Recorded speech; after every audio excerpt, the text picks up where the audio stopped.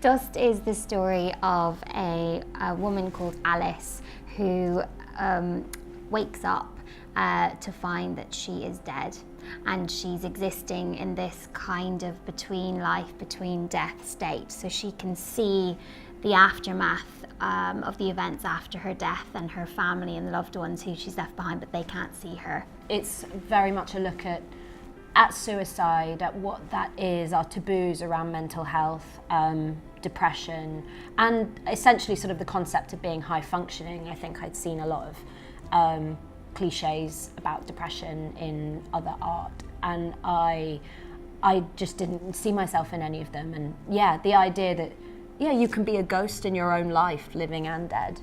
Millie has a very sort of like close relationship to her own experiences with mental health and depression, but it was really important that this was a play we were making, and so there's a lot of sort of knowledge there and real understanding of the feelings behind it, but Alice's story and her journey with that is really, really specific. And I think where you said romanticizing, I'd add in generalizing. I think we generalize mental health in culture, and it's a really important part of this story that this is one person's experience of a specific kind of depression. Mental health is a spectrum. You can have fantastic mental health, poor mental health, you can be anywhere on that spectrum, but suicide is binary. You are either dead or you're not, and there's no way back from that. And that's why we wanted to make the show. I find the idea that, when you see it in drama, the idea that, you wake up and you're okay and, oh, actually I'm reconsidering everything now.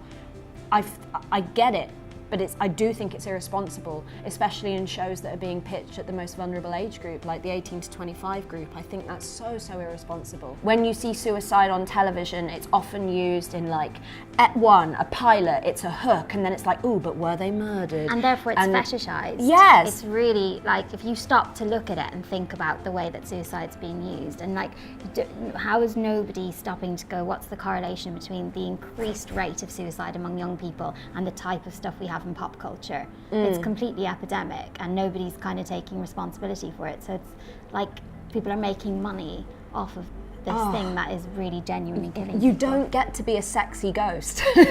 You don't get to be a sexy, disembodied, third person narrator voice. That's not something that you get. And I find it absolutely abhorrent. And so I guess we wanted to make something that felt real. What I want people to come away with more than anything is that suicide isn't the answer. And it can feel like the answer when you're that ill. And that's a very seductive, dangerous thing that I hadn't seen other drama calling out. In fact, I'd seen other drama just wholeheartedly embracing that. And so this is something I wanted to make a show that made people laugh, that was honest and frank, but also really, that's my soapbox, is like, please don't kill yourself. Please don't. There is stuff out there, and people and feelings, and it means a lot.